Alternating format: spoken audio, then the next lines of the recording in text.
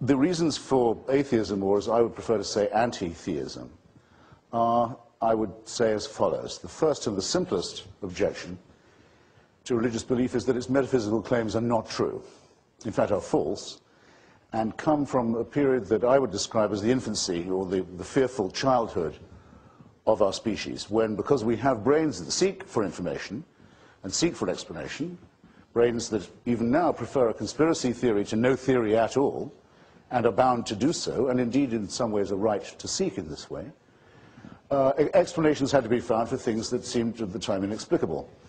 And in the absence of crucial information, we didn't know, we had no way to know that the Earth went around the sun. Didn't know that there was a germ theory that would explain disease.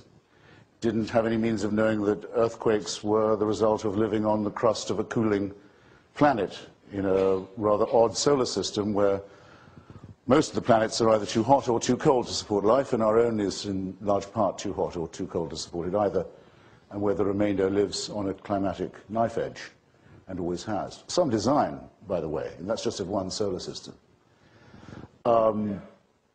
We didn't know that matters of this kind, earthquakes, waves, disasters, were not punishments. It was quite possible to listen to those and even to believe those who thought that they could explain. But for these people, a double problem arises. There is first the difficulty of, if not the impossibility, of demonstrating the existence of any creator or designer at all. I think I say something uncontroversial when I say that no theologian has ever conclusively demonstrated that such a designer can or does or ever has existed. The most you can do, by way of the argument from design, is to infer him or her or it from an apparent harmony in the arrangements. And this was at a time when that was the very best that, so to speak, could be done. But religion goes a little further than this already rather impossible task and expects us to believe as follows: that the speaker not only can prove the existence of the said entity, but can claim to know this entity's mind. In fact, can claim to know it quite intimately, can claim to know his or her personal wishes, can in turn tell you what you may do in his name. A quite large arrogation of power, you will suddenly notice, is being granted to the speaker here. The speaker can tell you that he knows, he cannot tell you how, but he can tell you that he knows, for example, that heaven hates ham, that God doesn't want you to eat pork products. He can tell you that God has a very, very strong view about with whom you may have sexual relations, indeed, how you may have sexual relations with others. He can indicate, perhaps a little less convincingly, but no less firmly, that there are certain books or courses of study that you might want to avoid or treat with great suspicion. Now, this suggests to me already a design. I think I can see a design shaping up here, and I think I can see who designed it and created it. I think it was man-made. I think the whole inference, because you can certainly see a design at work, is that this is human, that it was designed at a time of great distress and great ignorance, and that it had an enormous advantage, the design of which can be inferred from every one of its practices.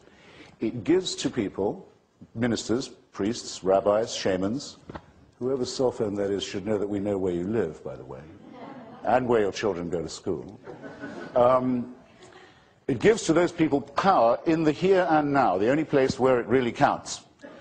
If you are His Holiness the Pope and you have arrogated to yourself, for example, the power to bind and to loose, and to decide who may read what, and how many tithes must be paid, how many holy days must be observed, how many disciplines must be followed, are you seeking power in the hereafter, or are you seeking it now? It seems to me very obvious that, inescapable conclusion, that it's temporal power that's being talked about. And of a very dictatorial kind, I might add, an absolutist kind, a kind that is not open to the ordinary challenges. The divine right of kings was something you had to challenge not just at the risk of your life, which might end quickly, though the end itself would be slow and painful, the end would be final, but you were told you risked your immortal soul and the rest of your life too. That's quite a powerful instrument of secular discipline. And everyone can name their favorite example, I think, of how and where that kind of tyranny over the minds as well as the bodies of men was exerted. We think of it as belonging to our prehistory, but we only have to look as far as today's Iran, for example, to see a classic theocracy, a country from which I've recently returned, where I wondered how to convey sometimes the flavor of what theocracy really is like. Well, if you're a woman who gets in trouble with the regime and has committed a capital offense in Iran, but you're underage, you're a virgin, you may not be sentenced to death under the law of Iran, because the law forbids the execution of virgins. But you may be raped by the Revolutionary Guards so that you're no longer a virgin in the prison and then executed. I think that sort of conveys what people feel they're allowed to do when they think they have God on their side. And I could tell you far worse than that about what the arrogance of power is when it thinks it's backed by the divine. Well, this arrogation of power in the material world is really nothing compared to the dictatorship that is suggested by those who infer the whole celestial design that backs it. That's why I want to spend a moment or two telling you why I'm an anti-theist. You may be an atheist and wish that there was a God who loved you and took care of you. It's possible, but just to decide there isn't enough evidence for it. Just as Mr. Jefferson was a deist, but didn't believe in religion. He didn't think God intervened. These positions are equally compatible. I know several atheists who would happily say that they wish it were true, but that they can't find that it is believable. My own view is that it's very fortunate for us that it isn't true, and I shall say why. If there was a supervising creator who took a personal interest in your life, what you would have from the moment of your conception, at least in one interpretation, would be a permanent, inescapable, unchangeable, unalterable, unchallengeable rule which would involve round-the-clock surveillance and supervision of every single waking and sleeping moment of your life. The abolition of any privacy in your life or even in your mind and your most private thoughts. The most complete form of totalitarianism ever imagined. And indecent, too, when you think of how many private moments would have to be supervised in this way and invigilated permanently. And that would go on not just for the rest of your life, as it would if you lived in Iran. It would go on after you died. In fact, after you died, the real invigilation would begin. They'd only have started with you at the moment when you left this vale of tears. The two offers are, at that point, as you will know, at least from all two of the leading monotheisms, either an eternity of praise and servility, everlasting praise and adoration of someone who has only done his job by creating you, hasn't been invited to do so, a proposition that sounded more like hell to me when I first heard about it, or a very much more unpleasant one, derived not from the Old Testament but from the New. There's no hell in the Old Testament. There's genocide, there's racism, there's slavery, there's child mutilation, there's everything else you could wish for, but there's no punishment of the dead. Not until the arrival of the gentle Nazarene is it suggested that for a crime you probably were forced to commit, because after all you're created a sinner, you're created sick and commanded to be well, the essence of the totalitarian principle. But for that you might face an eternity of torture, to which there will be no end. Now, I think this is a horrible proposition. I think those who wish for it are wishing for slavery and servility, for the abdication of their own responsibility, for the dissolution of their minds, the abolition of their individuality. I'm therefore very glad to say that there is no evidence for it at all. We can relax. I've been to all three axis of evil countries, actually, in the last 4 years, including North Korea. I'm the only writer who can claim to have done this, and Iraq. And it took me a long time, but now I do know what it would be like. Well, the question is, how to answer the question I had when I was little, what would it be like to have to praise someone all the time, from the moment you got up till the moment you lay down again? And that would be your only right, and your only recreation, and it would be the only culture that you had, because in North Korea that's what you get to do. In North Korea you can praise the dear leader, and you can praise the great leader. The great leader and the dear leader are in fact the same person. They're reincarnations of each other, according to the dogma. The plate is only one step short of a trinity. The dear leader, who we lampoon, dwarf, is only the head of the party and the army, not of the state. His father's head of the state. Father's dead now, has been dead for some years, but he's still the head of the state and will be forever. North Korea is therefore what one might call, I tried to call, a necrocracy, or a mausolocracy, perhaps, or a thanatocracy. And you have the right only to praise and adore and thank for every single thing that you get. You owe thanks to these people. That's what it would feel like. The most unending pointlessness, the most unending nothingness, nullity, smashing of the personality, destruction of everything that counts as self-respect or dignity. But at least you can die and get out of North Korea. And you cannot do this with Abrahamic religion, which I therefore renounce as something essentially evil. Now, one consequence of its man-made character, and one way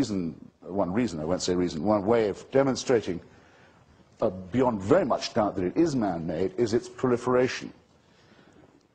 We have, I think, two choices here. Either man-made God or God-made man. If it's the former, nothing much remains to be explained. If it's God-made man, it's very hard to see why there are so many religions and why they're constantly at war with one another. Make the opposite assumption that man has invented religion and God. Nothing is left to be explained. There is no mystery. There are, of course, innumerable proliferating cults, sects, confessional discrepancies, warring churches, schismatic groups.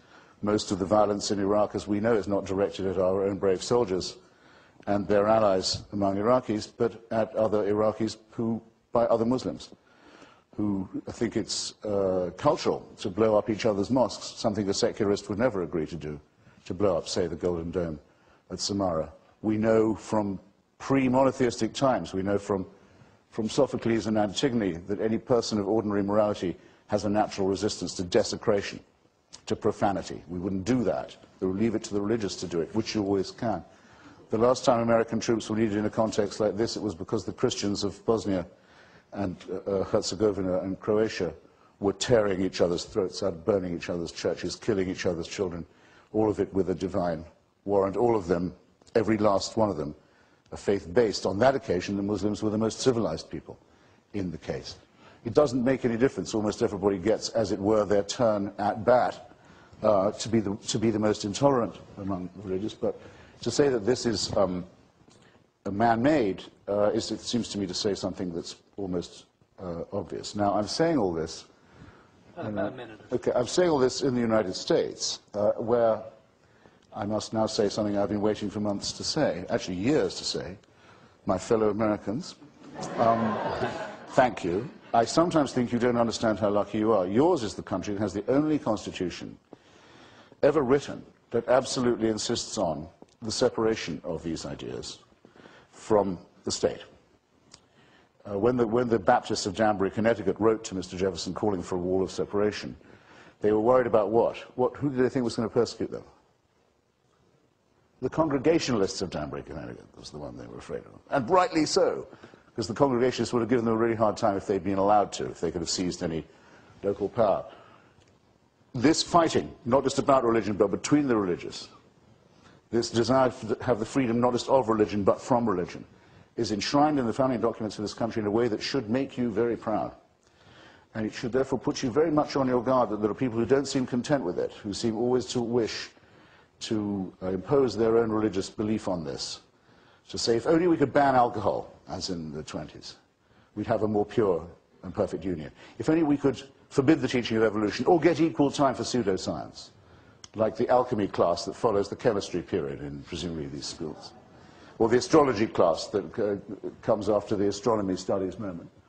Everything will be fine. Resist this with every fiber of your being. Join me, in fact, in my new favorite slogan.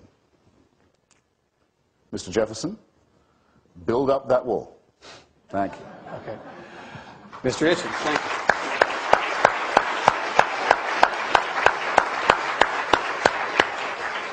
Dr. Olasky, your move. Well, I share Christopher's concern about round-the-clock surveillance, but I need to point out that we are in Texas, and we tend to sing in almost a ritualistic fashion. The eyes of Texas are upon you. You cannot get away. You may think you can escape them. Rise up early in the morn. The eyes of Texas are upon you until Gabriel blows his horn. The religious sentiment there is something that a lot of us do believe in. In other ways, we have certainly a separation of church and state, although certainly not a separation of university and football. I'll rebut some of your specific statements later on, but I want to start with the big picture. When the second terrorist airplane on 9/11 hit the World Trade Center, ABC's Diane Sawyer was speechless for a moment, and then she uttered a soft, "Oh my God." And that, I suspect, is what a lot of us said, and the question is, are we crazy? I appreciate your guts in defending the war against terror. You've taken a lot of heat for that. I also appreciate your remarkable accomplishments in both speaking and writing. As for me, I'm just a writer. I really am. I've been in about 3 debates in 15 years. I tend to sit with my laptop and try to think things through, so I hope you all excuse me if I work off some notes here. I'm a writer, not a talker. And with a limited amount of time, I don't want to wing it. So let me start with a confession. When Evan here pushed me to take on this debate, I finally agreed, as you'll recall, but I predicted that Christopher would wipe the floor with me. But now, having read his book, having listened to him, I'm more optimistic. The change is not because of my oratorical ability. No, it's you know, my oratorical ability is minimal, but you have a weak case. And of course, some people motivated by religion have done all kinds of terrible mischief and mayhem. Of course, that's irrefutable. But then you go and insist in the subtitle of your book, and throughout it, that religion poisons everything. And that's a hard charge to prove, I think. Everything? Everything? It sounds improbable. Are 1.3 billion Muslims all murderers? Are 1 billion Hindus all nutty? Might Judaism and Christianity have produced maybe 50% good and 50% evil? If not, how about 45% good? Well, 40%, 30%, 20%? Will not Christopher relent from his anger if there's 10% that's good? I've gone page by page through this book. It's a delightful book to read, especially preparing for debate because of all the extreme statements. I could just lay it out page after page after page, but that would be a very dull presentation. There's also Texas wisdom, you know, if you don't strike oil within 20 minutes, stop boring. So I'm going to challenge just a few representative points. On page 4, Christopher, you write that religion produces a maximum of servility. All religions? With that enormous variety of religions in the world that you pointed out, do generalizations like that make sense? And just looking at the Bible, you read it through, were Abraham and Moses and David and Job, were they servile? And they all argued with God at various times. They weren't servile. On page 7, you write that religion spoke its last intelligible or noble or inspiring words a long time ago. You know, Martin Luther King Jr.'s speeches, with all their biblical imagery, were certainly inspiring. Many UT students, many students I had heard the Dalai Lama when he spoke here, and they were inspired. And Pope John Paul II's words inspired many people to rise up against communism in Eastern Europe. On page 17, you write that religion does not have the confidence in its own various preachings even to allow coexistence between different faiths. You know, there's an annual pro-life march in Washington, not far from your home. There are over 100,000 Catholics and Protestants every year. They walk side by side along with groups from Jews for Life, Buddhists for Life, and so forth. On page 32, you write that the 19 suicide murderers of New York and Washington and Pennsylvania were beyond any doubt the most sincere believers on those planes. Well, you know, Todd Beamer, the man who said, "Let's roll," on United Flight 93, and he and others made sure it didn't crash into the U.S. Capitol. You know, he was a strong, sincere Christian believer. We did a profile of an interview with his wife and so forth afterwards in World Magazine, and the others who stopped the terrorists. There were a lot of believers there, and they died when Flight 93 crashed in Pennsylvania. Here go on. I'll skip to page 102. That quote, "It goes without saying that none of the gruesome, disordered events described in Exodus ever took place? Okay, without saying, none. A slam dunk. Next, page 103, all the Mosaic myths can be safely and easily discarded. Well, maybe they can be, but not easily. There are a lot of very thoughtful people who have spent years of their lives looking at it and trying to figure out what's going on there. On page 104, next page, all 5 books of Moses are an ill-carpentered fiction. Now, a lot of pronouncements like that were made back in the 19th century, particularly the late 19th century. But again and again, biblical accounts considered mythical have gained new archaeological support and respect. You know, scholars at one point back in the 19th century said that the Hittites described in the Bible did not exist, nor did rulers such as Belshazzar of Babylon or Sargon of Assyria. And of course, archaeologists now have recorded all those civilizations, those reigns. There have been lots of brilliant people who have spent their lifetime studying those writings that you so readily dismiss. For instance, Robert Wilson, he knew 26 ancient languages and dialects. He could read just about all that remains from the ancient Near East. And he was impressed with the accuracy of those accounts that you so readily discard. You remind me, I admire your speaking and writing, you remind me of a character in the great movie, I hope many of us have seen it, The Princess Bride. There's a character, Vizzini. He's so smart that he says, have you ever heard of Plato, Aristotle, Socrates? Morons! Well, you're a little too quick to dismiss some of these folks from the infancy of the human race. You know, great theologians, great historians, and sure, I mean, of course we know more about science and medicine and technology and lots of other things than people used to, but are we wiser than Socrates? Are we wiser than Isaiah?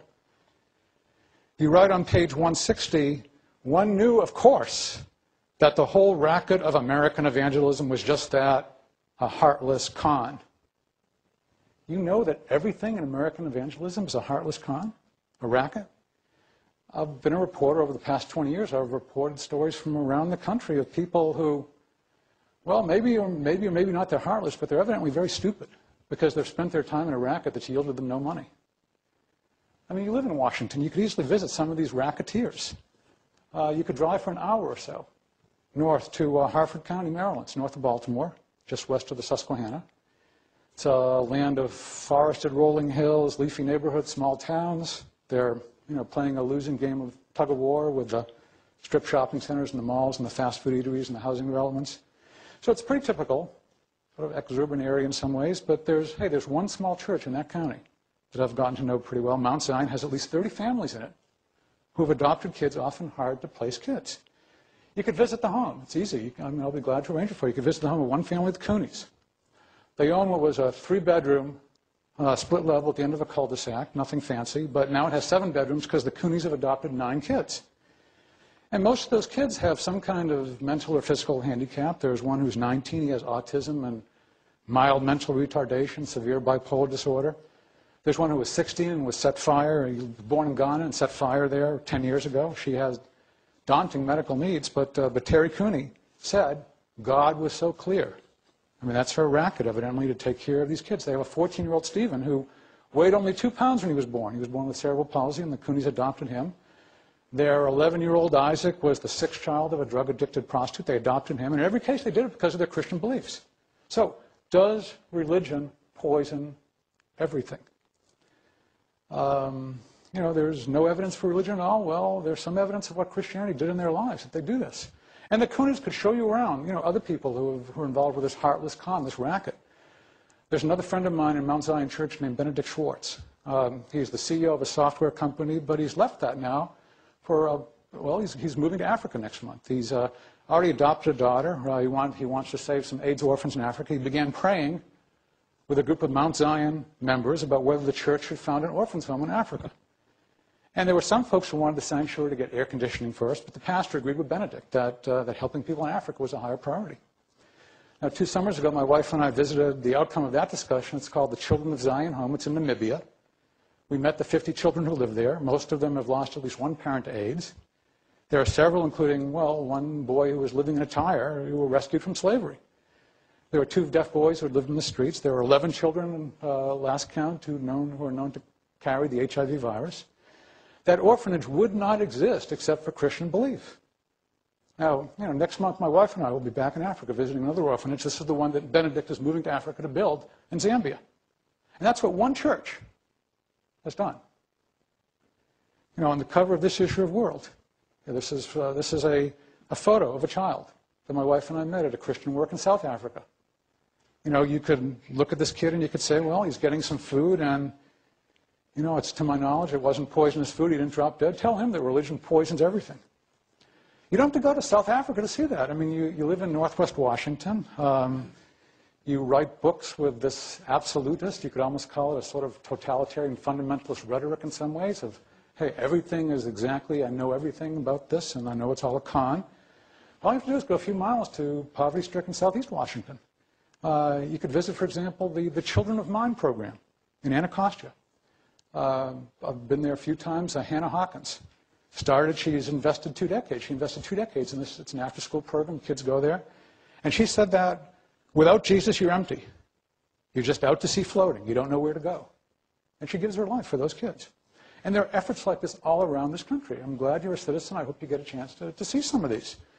If there are folks in the audience here who believe that religion poisons everything, which is what Christopher wants to tell us, you don't have to go to Maryland or Washington to see differently.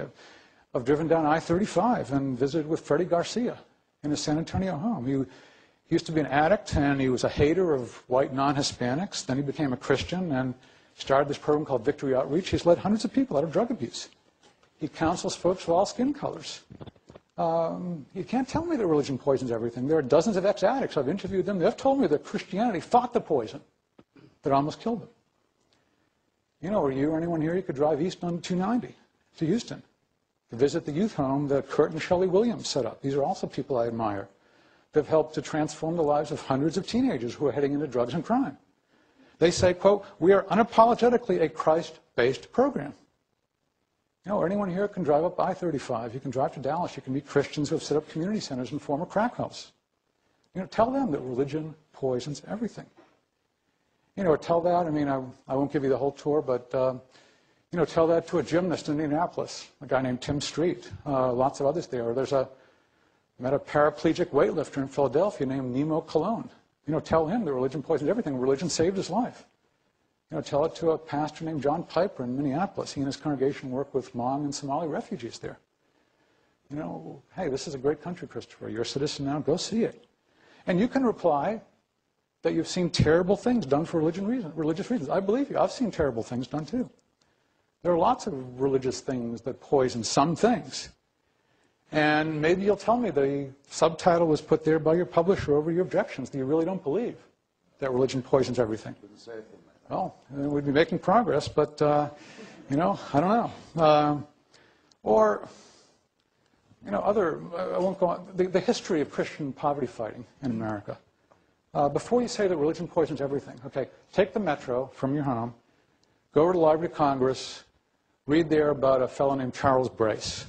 This was a guy in the mid-19th century. He was motivated by his Christian beliefs. He walked the streets of New York City and wanted to gain a personal understanding of the problems that orphans faced there. And over a 40-year period, he built lodging houses in New York City that provided shelter to tens of thousands of abandoned kids. He placed 91,000 of them in adoptive homes over a 40-year period. I'll tell you, one of the best days I've ever spent in research was at the Chicago Historical Society. I just spent a day reading the journals of a woman named Helen Mercy Woods. Again, motivated by her Christian beliefs, from 1881 to 1903, she ran a shelter in Chicago for pregnant and unmarried women. And you just read these journals. Month after month, she's giving attention to these women who have been discarded by their boyfriends or parents or anyone. And she helped them rejoice as their babies were born. And she helped some of them to get married, others to place their kids for adoption, others to get jobs. I could mention hundreds of more. I've written about this, but they weren't in an evangelical racket. Their Christian beliefs actually helped them to understand that there were a lot more things more important than money. There's another sector of American history. You mentioned the separation of powers. A lot of that is because of the Christian understanding early in American history that, in fact, all have sinned and fall short of the glory of God. So you don't want to concentrate power. It's very different than Islam, which believes in concentrating power in caliphs, who are the religious and military and political heads.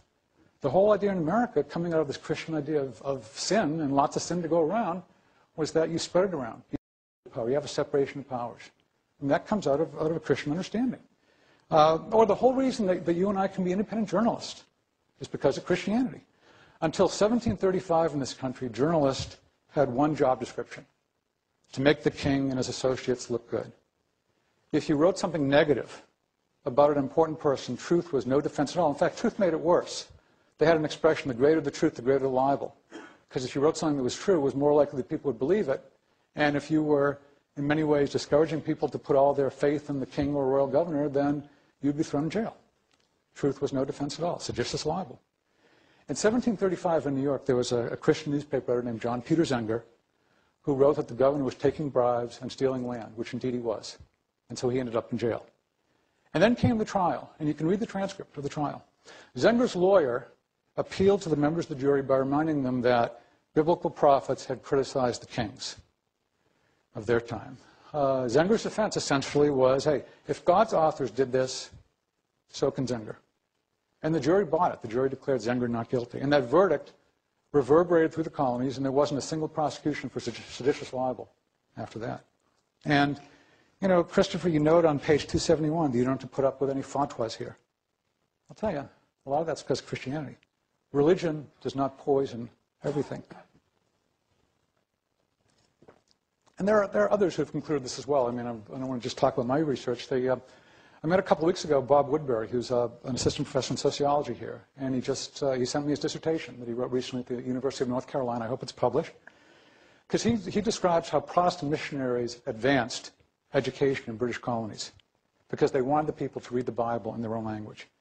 And they created schools. They had mass literacy campaigns. And sure, I mean, you can look at missionaries who did harm, lots of it.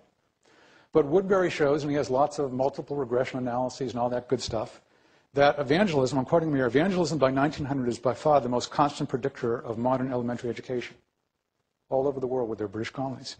And that's part of an overall pattern. You can read historian Elizabeth Eisenstein. I mean, she's shown the Protestant Reformation led to a huge development of mass literacy in Europe. And Christians took the lead over the centuries in setting up hospitals. I mean, you can read the works of Jonathan Hill from your alma mater, Oxford, or Alvin Schmidt from Illinois, or Rodney Stark of Baylor. And they can show you the long-term effect of Jesus telling his followers to love their neighbors as themselves. And these writers, I mean, they're by no means propagandists. They're careful scholars. And, you know, your subtitle, How Religion Poisons Everything, compare that with the subtitle of one of Professor Stark's books. His subtitle is How Monotheism Led to Reformations, Science, Witch Hunts, and the End of Slavery. So the good and the bad. And that's a more balanced view, and that's what I hope you'll come to. I mean, this evangelical tendency, 1 minute, to help others, not poison them, continues today. Nicholas Kristof wrote in the New York Times that America's evangelicals have become the newest internationalists, fighting sexual trafficking in Eastern Europe, slavery in Sudan. There's a Jewish leader, Michael Horowitz, who gave me a call this afternoon. We were just talking about stuff, and he reminded me of what he had written to evangelicals. Here's what he wrote. You have led the way in taking on the slavery issue of our time, the annual trafficking of millions of women and children into lives of sexual bondage. You have led the way in organizing a campaign to end a growing epidemic of prison rape. As you define your human rights successes as central to who you are and what you've done, it will no longer be possible for those who fear your faith to crudely caricature you or ignore the virtue that Christian activism brings to American life and the world at large. And Michael spoke too soon, because despite all the evidence, Christopher, you write that religion poisons everything. You really don't believe that, do you? Everything? Thanks. All right, 10 minutes. Mr. Hitchens. Yes, well, thank you. Go get him.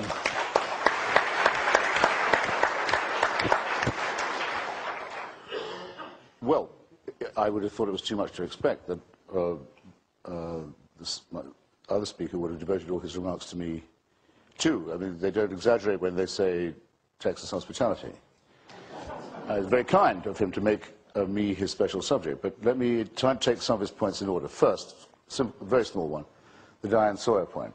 I think she did say that when she saw the second plane go in, but I've seen the film, the only film there is, of the first plane going in. It's rather harder to see, and so you get the first words that are said in the post-9/11 era, or the immediate post-atrocity moment. And those words are spoken by a man on a big fire truck in New York, where the camera is mounted. And he says, can you guess? Yes, you can. Holy shit. And that was exactly a correct description of what was going on.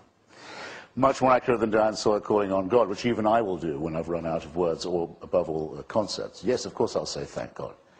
What else is there to say? I'll say it, as a, if you like, as a courtesy, but don't over-attribute it. Now, had I said that philanthropy was poison, or charity was poison, I think you would have probably had me over a barrel. I say in my book, I give quite a lot of time to it, actually. I have a moment in Africa, in northern Uganda, where I was recently. I don't just sit in northwest Washington as it happens.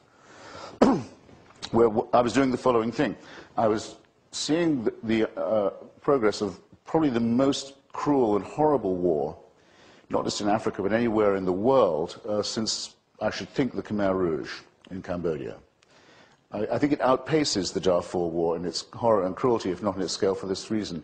You've probably heard of the Lord's Resistance Army of northern Uganda, and of its terrible leader, Mr. Joseph Kony, who wants to impose the rule of the Ten Commandments on Uganda. He's a former altar boy, and whose army is made up of kidnapped children who are turned into zombies and sadists at a very young age and sent out to kidnap other children to replenish the ranks. And there's a real evil to this because, of course, even the Acholi tribe, the people who suffer most from this ghastliness, don't want very rigorous measures taken against this terrifying little army of children for fear that their own kidnapped children will be killed. So it's a sort of double indemnity.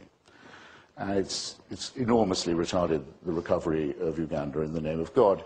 And though it's a Christian force, very explicitly so, its paymasters are actually the Sudanese murderers who've commissioned the genocide in Darfur, because they want a revenge on Uganda for Uganda's help for the South Sudanese Liberation Army. So it's all a wonderful faith-based nightmare down there. And I was sitting in a camp where these children are gradually, some of them come in and give themselves up, some of them are captured, some of them get lost and are picked up. Terrifying children with guns and eyes of stone, who've learned so much about cruelty in such a short time that it shrivels your heart. Being rehabilitated. And the people doing this were rather fundamentalist, but very decent Christian group. Can't remember exactly which, the World Forum something. And I was sitting with the man who ran it and said, well, I'd like to ask you a question. I said, as an unbeliever. Which of you do you think is the most sincere Christian? I mean, here's Mr. Kony, who really goes out and fights like an Old Testament man and says he's going to impose the law of his tribe and his people and his teachings on everyone. And he wants the Ten Commandments and nothing else. And there's you. And you're doing what any secular group could do. I mean, Amnesty International could be doing what he was doing. I mean, not Amnesty International, in fact, but you know what I mean. Human Rights Watch, in fact, in Uganda is doing that and much more. And I know literally hundreds of secular missionaries and human rights workers who do what they do for its own sake, not to proselytize for a church or witness for a faith. Actually, to my surprise, the man took the question very seriously. He said, I often asked it myself. I don't know which of us is the real Christian. I have no means of knowing. Maybe it's Joseph Kony, maybe it's me. Well, you see, my case is the following. There really couldn't be another answer to that, because if you need a Christian or religious reason to do what you ought to be doing anyway for your fellow creatures, it seems to me at best superfluous, and at worst, perhaps slightly, just very slightly, I don't mean to denigrate anybody's humane work, slightly suspect. Why would you need an extra reason? Hope I'm making myself plain here. Could it be proselytization? It very often is. Could it be the feeling that you yourself will get an eternal reward for it? Well, you're supposed to. Secularists who undertake this kind of work can't be suspected of this kind of thing, nor of trying to win converts. It seems to me it's an optional belief. By all means have it. What you've said is being done by any of the people you've mentioned is being done by religious Jews on the West Bank, though they want to bring on the Messiah and Armageddon and bring about the end of the world, and by Muslim groups everywhere. In fact, Hamas it justifies its whole rule in Gaza, a disgusting dictatorship that it is, by its provision of social services to the poor, the needy, or, as Mother Teresa would always put it, the poorest of the poor. That's exactly their justification. The same is true of Hezbollah in Lebanon. If you allow it once, you allow it for everybody. It isn't an argument. It's barely even an observation. And when I said about evangelicals, I meant to say, and I said about a very revealing film which you may have seen about Marjo Gortner, the little boy who was put onto the preaching circuit by his parents. His name is an anagram of Mary and Joseph, and became one of the biggest tent draws around the country, a national superstar, while his life was ruined and exploited by these gruesome parents. And I don't know just so these people can make their escape under cover of night. I don't remember whether it's said of the firstborn of Egypt that they were members of the Al-Qaeda organization or whatever fantastic allegation you made against the Amalekites, who are so thoroughly destroyed that we'll never know anything about them, like the Albigensians. We hardly know what the heresy was because of what a thorough job the Pope did. See how the Christians love each other, by the way, on these occasions. What did the firstborn of Egypt ever do to this loving God, that they should have their lives taken so his chosen people can run away? What's moral about believing this? What morally normal person will say they want the destruction of children for their redemption in Canaan? Professor Stephen Weinberg puts it quite well, I think. He says, in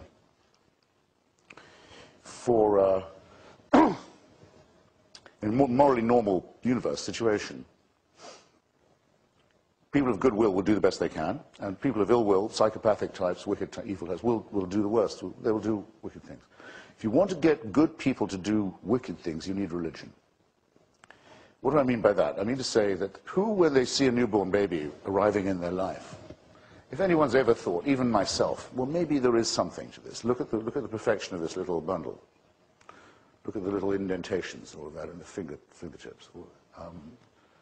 The most, leathery old cynic like myself can have these feelings.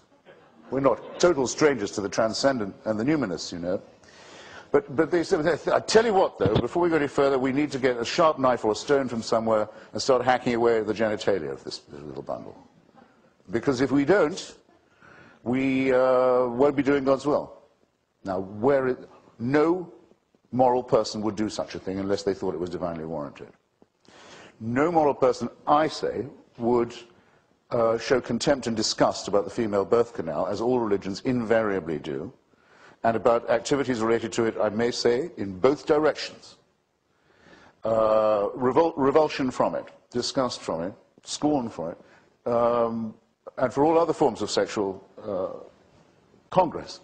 There seems to be a dread underlying all of this, a dread about the genitalia, a horror of women, a horror of their monthly effusions, a disgust, as I say, for their vaginas, that I don't find healthy.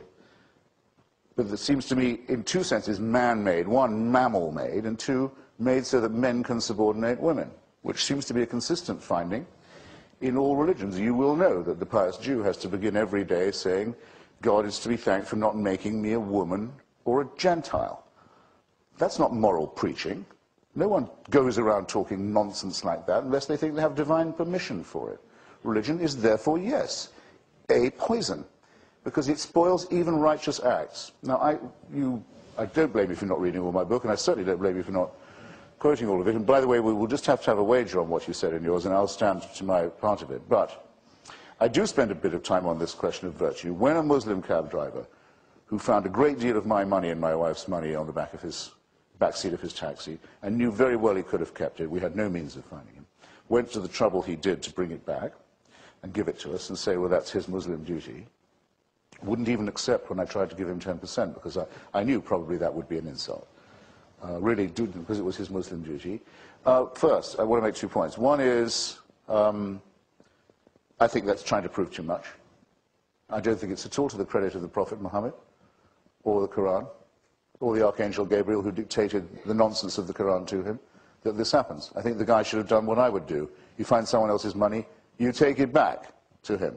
If you want to be thought of as a moral person, you just do that. You've done the right thing. It's enough. What is this saying? It's a religious duty. It seems to me to pollute the integrity of the thing. The second is, if you use that to prove that Islam is a good influence, you'll have a lot of work still ahead of you. A great deal of work. All your work is still to come, as it is in your invocations of charity and philanthropy. You've proved absolutely nothing at all. You haven't even suggested a defense of religion as a moral or ethical thing. I think that's all I need to say for now. Okay. Thank you. Finally, to conclude, Mr. Olasky, Dr. Olasky. Well, you've given us, Christopher, a lot of excellent lines from your book, and I recommend it to people. I mean, it's witty. Yeah, it's well written. I think sticking with it and writing as you do, I mean, does show a certain virtue, although you may not like that term. And that's one of the things I've tried to point out in the book you refer to, that Lots of things are important in war and in debate, and one thing that's very important is character and virtue and leadership. People will follow those they admire, and often won't others. So all these things are important to take account of. But I'm troubled here by the way that you speak, and you continue to speak with absolute certainty about all these things. And in fact, if our existence is random, it's all random, why should we trust what you say at all? Why should we believe it at all? It's a random utterance. You could do something entirely different half an hour from now. It's all random. We could talk more about a lot of the points you raised. The Amalekites, of course, were not wiped out. If you're familiar with the book of Esther, Haman is one of their descendants. And actually, in Jewish lore, Hitler was a descendant, and so forth. So, there are a lot of things we could talk about. I mean, you say this is madness. You're generalizing about all religions again, men subordinating women, and so forth. Let me just talk about that. And this actually ties in with this whole question you've raised about whether any of these scriptures could possibly be believable, that perhaps they were all written as propaganda booklets. Let's look at the Gospels. If they were just propaganda, their authors were really idiots for giving women a vital role in the founding of religion. They showed women as the first witnesses to the empty tomb. That would just add to suspicion as to whether Christ truly rose from the dead. The positive view of women that you see in the New Testament is so different from a negative one that dominated some of the other cultures around them. There's just so much here. The precision and specific detail. I'll mention one thing that appeals to me as a journalist in the Gospels. There's been a long-running debate about whether they were written pretty soon after Jesus, within the first several decades, or whether they were written much later. 5 years ago, I remember an account when the Monitor, the USS Monitor from the Civil War, was pulled up from the ocean bottom. And experts were surprised to find braces on the gun turret that were undocumented by all the literature at the time. People thought they knew pretty much about how the Monitor had been put together. They found these braces. They found mustard bottles where the crew had eaten. Now, if we found in some musty library a document asserting the crew had added some braces and had also braced their taste buds by pouring mustard on otherwise inedible biscuits, then we'd be much more likely to say, this sounds like a manuscript from 1870, rather than something written 100 years afterwards, when all that had been forgotten. Same thing with the Gospel. There's amazing specific detail in there that adds to the credibility. And same deal with the Bible overall. I mean, your attacks, it's interesting that you're rising in the bestseller list. I congratulate you. But these attacks are nothing new. They were common in what's called the golden age of free thought in the late 9th century. Robert Ingersoll was a leading figure within the Republican Party at the time, and he was probably the leading orator in America. And he was also, in his own words, an implacable enemy of Christianity. You'd share a lot with him. He called God an eternal fiend. He held God in abhorrence and contempt. He attacked God's infinite malice as infinite lie. This is in the late 9th century. And he predicted, as did lots of others, the imminent demise of religion in general, or Christianity in particular. And he said things similar to what Christopher D. Wright, that when religious groups had an educational monopoly, it was hard to mount an attack on the concept of revelation and miracles, but here's what he wrote. Now that religion's monopoly has been broken, it's within the compass of any human being to see those evidences and proofs as the feeble-minded inventions that they are. So anyone can see that's feeble-minded. Well, what's happened? I mean, why is Christianity so strong in the U.S. now? Why is it expanding rapidly in Africa and South America, and especially in China? My wife and I were there last year. It is like wildfire. To answer that, I think we need to turn your accusation on its head. It used to be that atheists could talk about the unique evil of religious dictatorships, and no one could show that the problem was broader than religion because we didn't have a track record of secular dictatorships. Now we do. Thought experiment. Imagine that in the 20th century, in the biggest country by land area, also the biggest country by population, those two countries, let's say that leaders were able to knock off Christianity and teach atheism in all the schools. Would things get better? Well, you might think, okay, we don't have to do a thought experiment. We have actually the historical evidence, the Soviet Union and China. And they did establish atheism, and the results were not particularly pretty. And I'm not bringing up this evidence to say Christians are good and atheists are bad, but if you're saying that religion poisons everything with the assumption that other things do not poison, that's clearly wrong. You write about, I mean, these terrible things that went on with some of the Quranic things, some of the Inquisition. Yeah, the Inquisition over the centuries apparently killed 5,000 people, which in my view is 5,000 too many. Stalin and Mao killed not 5,000 or 50,000 or 500,000 or 5 million even, but probably at least 50 million. That's the experience of atheism in power in the 20th century. And so it's remarkable. I mean, if you read this book here, I mean, Christopher writes about atheists respecting free inquiry and open-mindedness, not excommunicating each other. Well, yeah, the 20th century was a century of atheists not excommunicating each other, but murdering each other. Okay, what's the antidote to all this? One simple word called grace. John Newton, the author of that hymn, Amazing Grace. He was a slave trader. He became a Christian. He finally realized the evil he had done. And with confidence, he could fight against slavery despite his past because he knew that his sins were forgiven. I mean, you talk about religions in general, you lump all the religions together, but Christianity does differ from other religions in its emphasis on grace. There are lots of religions that are bargaining religions. Yeah, I'll do this for you, God, or Allah, or Vishnu, or something, and you'll do something for me. Bargaining religions really cause big trouble often, but Christianity, which sometimes causes trouble, at least it's about grace. We cannot buy God off. We can't trade with him. And folks who get this find it enormously liberating. John Newton mentored a young member of Parliament, William Wilberforce. That name's becoming familiar to some people this year because it's the 200th anniversary of the abolition of the British slave trade. Wilberforce fought for that for 20 years in Parliament. It was he and other Christians in Britain who led the way. And Parliament finally agreed in 1807 to abolish the slave trade, and then Wilberforce kept fighting for another 26 years to try to abolish slavery throughout the British Empire. And that finally happened in 1833, just a few days before he died. I mean, what a great life. He persevered. And he persevered because he got it. It's all about grace.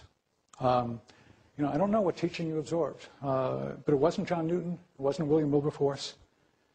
You know, when we understand that God is our Father, we don't have to win our love by, as you say, mortifying our flesh or giving some money to religious authorities. We can't lose his love by asking hard questions, by arguing with him at times. It's not a police state or a banana republic, as you say. It's love. I just wish you could get that. Religion poisons everything. Chesterton, 100 years ago, G.K. Chesterton was asked by the Times of London to write, "What's wrong with the world?" And Chesterton responded with 2 words, "I am." You know, so you can throw out my journalistic research, my historical research, and that of others. You can say it's all wrong. But here's Chesterton's reply again. What's wrong with the world? I am. You throw out everything else, and I can still tell you that religion doesn't poison everything. And since I'm the guy defending Christianity here, and I'll end with another confession. You know, both you and I were married and divorced before our second marriages, which thankfully have lasted. I don't know your experience, but I do know mine. When I was an atheist in my early 20s, I was a lousy husband. I was married for 2 years. It lasted only that long. And you know, I became a Christian in 1976. And my marriage since then, it's lasted for 3 decades. Now, I'm obviously not saying that only Christians or religious people have long marriages. And I'm just saying that in my own case, Christianity did not poison everything. Christianity was actually the antidote to the poison that was within me. You know, I'm still selfish, but not utterly selfish. You know, without Christianity, my marriage would not have lasted. And I know that Christianity doesn't poison everything because I have 4 fine sons. And before I was a Christian, I favored abortion. And if I hadn't come to believe in God, you know, some of those sons would not exist. Christianity does not poison everything. In my own case, in the case of millions of people, it's the antidote to poison. So you can say, Christopher, that religion poisons lots of things. I'll agree with you, but not everything. I'll also suggest that atheism poisons lots of things. There's plenty of poison to go around. We desperately need the antidote.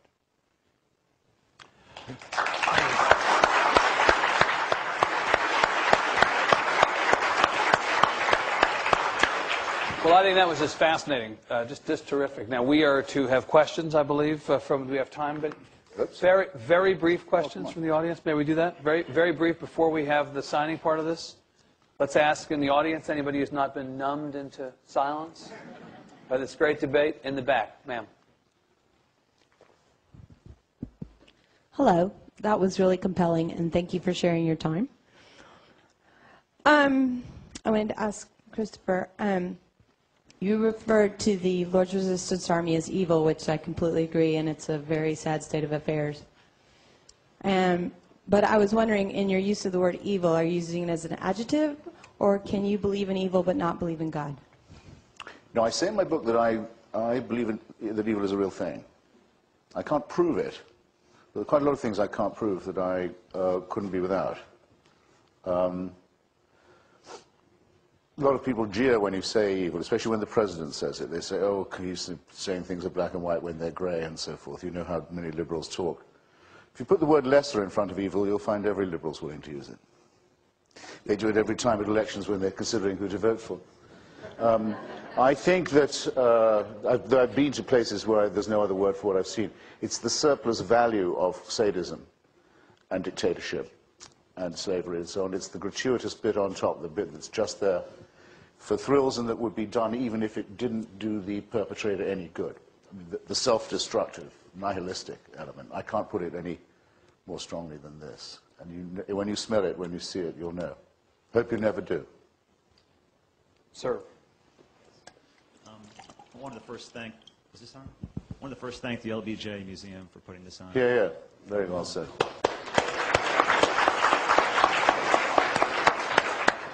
I'm a Christian. I attend church. I tend to be a lot more to the left than the right because there's this level of humanity that I find that tends to be a little more to the left. And maybe Dr. Olasky, you can help me with this. It just seems like, I know it's biblical. It comes out of the Bible, and I've heard. To keep in the theme of politics and religion, I've heard Governor Rick Perry say it, that if you're not a Christian, you're going to hell, and kind of that whole, there's a whole level of, I call it a license to be arrogant that comes along with the religiousness. And I think there's a certain level of that, but I struggle, that's the point I really struggle when it comes to being a Christian. So I'd love to hear from you as far as of how you support that level of arrogance, or us and them is probably a more politically correct way to say it, or exclusivity. Yeah. Well, good question that we could discuss for a long time, but I don't support us and them in that sense. And I don't think that that Christianity is identical to the Republican Party or anything like that. There's a professor from Syracuse University who just came out with a book in December about levels of both charity and personal levels of monetary charity and personal commitment, volunteer time.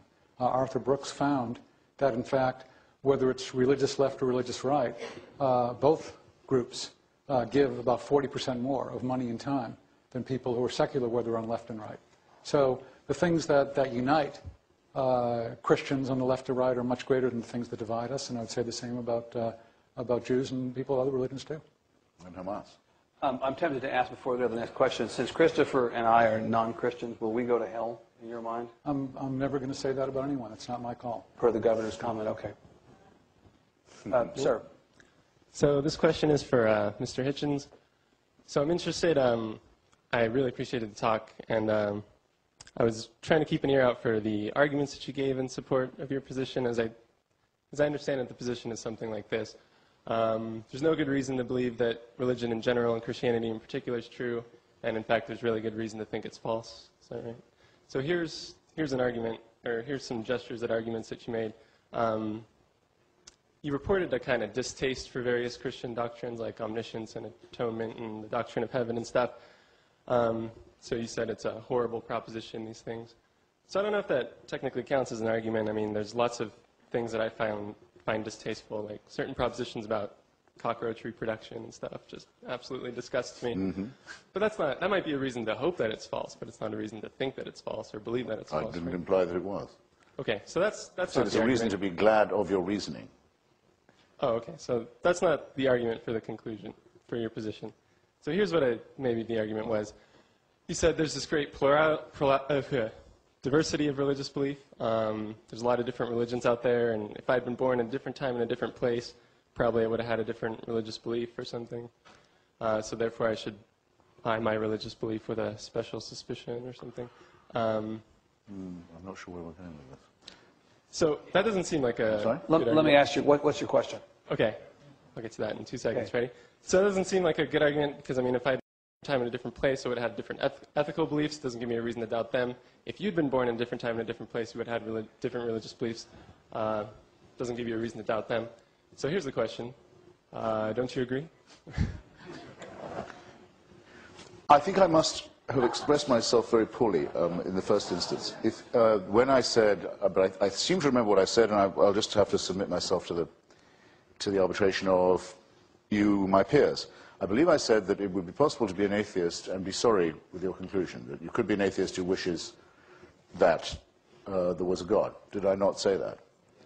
I've met such people, but that I, to the contrary, am an anti-theist who is very relieved, given what the implications of divine rule would be, that there is no evidence for the proposition. Now, I hope that's plain now. I'm wondering what the positive case was, that religion in general is false, and Christianity in particular. So I thought maybe one of the arguments was this diversity of religious belief maybe gives you a reason to think that your religion is false or something. Well, I say the diversity of religious belief is not mysterious if you assume that God is made by man. It's only mysterious if you think that man is made by God. Yeah. Like worrying about why tsunamis kill good people. This is not a problem if you think that we live on a cooling planet with a disturbed weather system. That just will happen, doesn't require any explanation. Nothing to pray over, nothing to why about. Nothing to have a sob fest on CNN about. This question answers itself. It's only a mystery if you don't know that we live on a planet with a cooling crust and a turbulent climate system, and you think, well, maybe God decides at what point weather takes people out. Occam's razor is the critical thing here. Dispose always of unnecessary assumptions. Does the plague break out because we've sinned, and if so, is it because of our divorce rate? Is it because there are too many homosexuals among it? Is it because the Jews have poisoned the wells again? Is it all this? Is it all that? That's what people used to have to ask themselves about, well into the 18th century, until they worked out about the germ theory of the disease. Then they had to encounter people like Dr. Timothy Dwight, the great divine of Yale, who said, well, inoculation would be even worse because it would be an intervention in God's design, which, presuming that God wanted to keep the germ theory of disease from us and have us dying and thinking that disease was a curse, would be true. It would be. Inoculation would be an interference with his design in that case. But this is the kind of mentality one's arguing against all the time. Currently, polio is spreading back across the world. We thought we had eradicated it. A lot of very good secular activists and medical physicians went out to do the eradication. I went with them as far as Bengal. Suddenly, religious people started to say, don't take your children in. This is a plot. God doesn't want you to do it. It only takes a few uninoculated children and the disease is spread all the way back across Africa now, thanks to faith and the faith-based. If you're going to take credit for all the charitable work, you have to take credit for all the atrocities as well, and it will leave you exactly where you began, with everything still to be explained. On the right here, sir. I have a question that's actually a two-sided question for each of the speakers, and the first would be for Mr. Hitchens. If we are to get rid of religion and religious teachings, what then do we base our morality on, our model for behaving well or doing good? And then the other side of the coin for Mr. Olasky is, it seems that your argument or your position precludes us having any morality or any good works to do without having religion to rely on to teach us those things. And I was wondering if you could maybe talk a little bit more about why it seems your argument or your position precludes that position. Let me ask very quickly, Mr. Hitchens first, Dr. Olasky. Yes, I'll be terse, but thank you for asking, because I owe it as an answer to Dr. Olasky too. Morality comes from human beings. It's innate in us. We couldn't have got this far without it. Human solidarity requires it. Evolution necessitates it. The golden rule doesn't have to be taught to children. You may have to use a bit of squeeze every now and then to make them conform to it, but they know what it is, understand it right away. I'll give an example very quickly from each of the two testaments. Do you really believe that the Jewish people got as far as Sinai under the impression that murder, theft, and perjury were okay? And only when they get there are told by God, actually, you've got to cut that shit out now. And those are the commandments on in stone. Oh, up till then we thought that was cool. They would not have got as far as... Of course, the story, as I've told you, and as you can easily find by reading my book and others, the story is all bogus, but suppose it to be true, that's the contempt it has for human beings, that they wouldn't know unless told that murder, theft, perjury, to say nothing of adultery, can mess you up. Of course they know. Otherwise, we couldn't be having this discussion. We don't need religious permission to find these things out, or supernatural authority for them. Another example quickly from the Second Testament, the good man from Samaria, the man who puts himself out, goes out of his way to help a suffering fellow creature who's described to us by the alleged Jesus of Nazareth, quite clearly wasn't a Christian. He's doing something a while back that Jesus has got to hear about, is telling us about. He wasn't doing it because of Christian teaching, or as far as we know, for any religious teaching. He just saw another human in crisis and did what we all hope we would do, and some of us have sometimes done. Incidentally, if he was a religious Jew, as it's possible that he was, he would have had religious permission not to do that if it was a non-Jew on the other side of that road, because you don't have to help non-Jews, especially on the Lord's holy day, the Shabbat. You can leave them weltering in their own blood. In fact, you may be ordered to do so, rather than break a commandment. So once again, only religion could make people act in a bad way in such a circumstance. Ordinary humanism is more than enough. All else is superfluous, explains nothing, and/or leaves everything remaining to be explained. QED. Thank you. Dr. Olasky. Well, there's so much to say, but I actually will be terse. That was terse. I didn't say short. So, yeah, without taking up a lot of time, you might want to go to sort of a standard theological dictionary and look up this expression called common grace, which I think is one of the ways in which this is explained. But there are other things going on, too. There's a great theologian named Francis Schaeffer that I'd recommend to people, who has an expression called living off the interest. In some ways, the society we have here, does depend on some of the teachings and understandings that developed a generation, 2 generations, 3 generations ago. And the question is, are we still adding to that, or indeed are we living off the interest at that point? So these are critical questions. I just want to mention also, if we're going to talk about Timothy Dwight and inoculation, we should also just mention that one of the Puritan divines who gets often deservedly so treated with sarcasm was a fellow named Cotton Mather. And Cotton Mather in 1721 in Boston actually did inoculation, working with a doctor named Boylston at that time. Boylston Street's named after him. And Cotton Mather really pushed inoculation. He was a member of the Royal Academy of Sciences, and he pushed inoculation over the objections of lots of folks, including one of the newspapers in town that was run by James Franklin and his little brother Benjamin. So there are a lot of stories we could tell, a lot of history we could go into. We just don't have time for that tonight. Thanks for your question. We have 2 questions remaining, and then we're going to release everybody. Gentleman in the hat first, and then Senator Estes last. We'll close the evening. Sir. I was hoping for a debate like you had with Mr. Galloway in New York, where it was quite a knockdown, drag-out fight, but I guess we need 2 Brits for that sort of discourse. But I did want to ask, y'all used to be Marxist running buddies, and now you're war in Iraq running buddies. Is this the product of vanity, ideology, or perhaps some sort of religious commonality? You want to... Looking for the I'm willing to take a run at it. But, Dr. Olasky. Christopher can speak for himself of that, of course, as he does very well. But I just look on the war on Iraq as a subset of the war on terror, which some people look upon that as a discretionary war. We can engage in it or not. Some people look upon it as an obligatory war. I tend to think it's an obligatory war. I don't like it at all.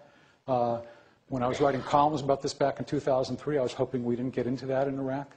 But now we're in it. And what do? It's not an easy situation. It really isn't. I hate it. But it's a tough war we're in.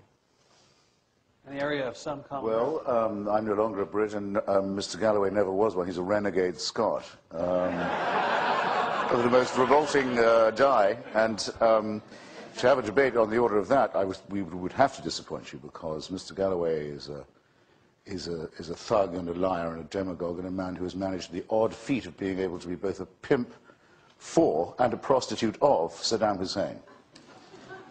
My opponent tonight, I need hardly add, is a great deal more elevated in every respect than that, so sorry to disappoint you. I regard the war in Iraq as part of the war against religion. The faith-based parties of God are trying to level Iraq to barbarism, and they're very nearly succeeding. As well as killing each other's children, their fellow Muslim children, which they don't scruple to do, they want to reduce by their religious precepts a once highly civilized and sophisticated society to the level of Somalia or Afghanistan, which is what happens, by the way, to any country when you try to run it out of a holy book, I think we should hereby highly resolve that no country of such importance and no people of such civilization who've been through so much and to whom we've promised so much shall ever be governed that way. We will not abandon them. The jihadists will never have Iraq. What we're doing there is one of the noblest undertakings the United States has ever made. But as to the question, may I follow up just briefly? As to the question, though, isn't it odd to find yourself allied with perhaps the most religious, fundamentally religious administration the United States has had in recent memory, and with a fundamentalist and evangelical, or perhaps even a dominionist like Mr. Olasky? The who irony coined is the term compassionate conservatism. We've seen how that's worked out. I perfectly understand that. I mean, all my friends in Iraq, my Iraqi and Arab and Kurdish friends in Iraq, are all secularists. For all I know, every member of the 82nd Airborne Division is a professional snake handler. But what they happen to be fighting for is a secular Iraq. So I would think the irony was at the expense of the religious rather than the secular. Last question of the night, Senator Estes. Thank you very much. Thank you to both of you for a tremendously stimulating debate. And Dr. Olasky, you've been a hero of mine for many years and part of what spurred me on to government service. But this is a question for the other side. And I was glad you talked about Occam's razor, but let's get to the end of our life individually. How do you answer Pascal's wager? As far as I've never heard an anti-theist, explain maybe a short explanation of Pascal's wager. Will be short. Yeah.